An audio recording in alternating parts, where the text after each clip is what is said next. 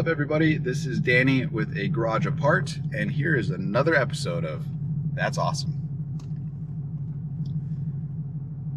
So what I want to appreciate today is small menus, and I'll explain to you what I mean by that.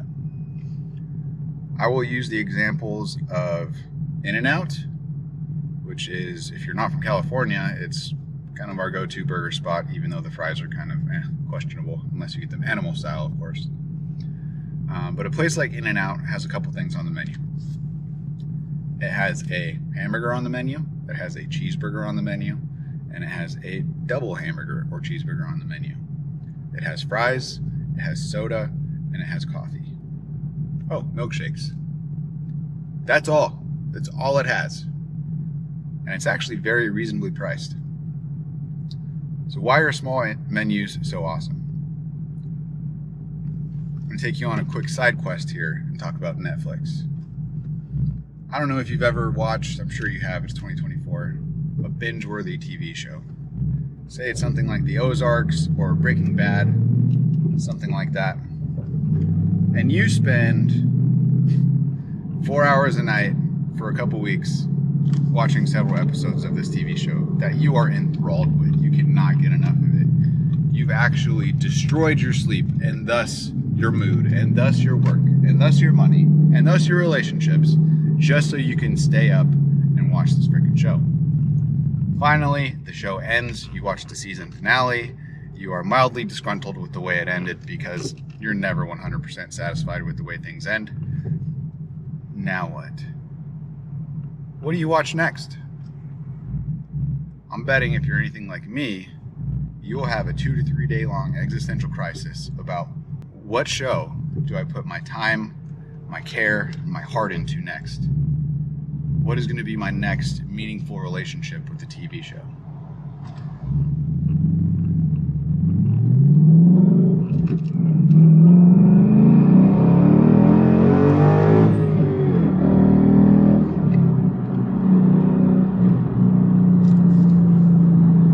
Sorry, I had to merge into traffic. This Mercedes was trying to beat me out. So you come to this point where you don't know what to watch next. And let's say you have Netflix, not only Netflix, but Hulu, Disney Plus, Amazon Prime. You have all of the things. But you've been watching these streaming services for years now, especially during COVID. What do we end up doing? We end up scrolling infinitely. There's actually a name for this. It's called the show hole.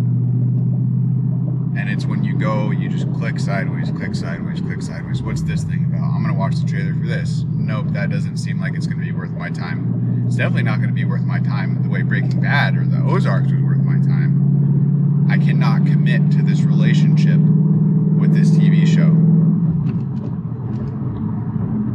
And the thing that all these streaming services have in common is that they have so many options. And while that seems like a good thing on the surface, it's actually very psychologically taxing. And this is actually it's a huge part of marketing psychology. If you take the example of going to the grocery store to buy shampoo, going to the grocery store to buy bread, right? Whatever it is. Would you rather choose between 200 shampoos, which is supposedly better, right? Because you can get any one that you want. You can get a shampoo that is specifically tailored to your hair. But would you rather choose between 200 shampoos or 3 shampoos? Maybe you're the person that picks 200, but most people would pick 3. Why would they pick 3? Because there is less risk that you will pick the wrong one. And there are so many decisions that we as human beings have to make in a day. And there's also a thing called decision-making fatigue.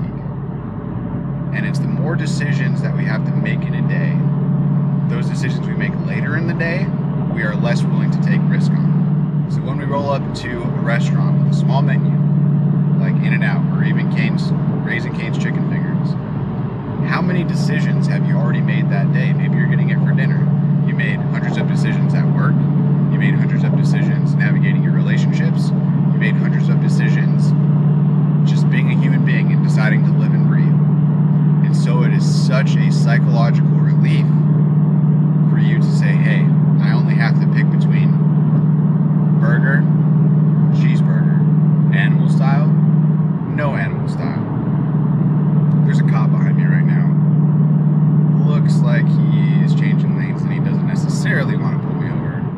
very rare that you'll be sitting in the drive-thru at a place like In-N-Out and experience somebody saying, I don't know, I need a couple minutes. What do you mean? They're not there because they can decide. It's very easy to decide. There's no emotional risk there. There's far less risk of you making the wrong decision. But if you had rolled up to a place that had 300 choices, fast food, burgers, fries, whatever, there's a big risk you might make the quote-unquote wrong decision. So essentially, places with small menus are awesome because they make decisions easy and they place less friction between you and actually getting something that you find value in. So I just want to say, small menus, that's awesome.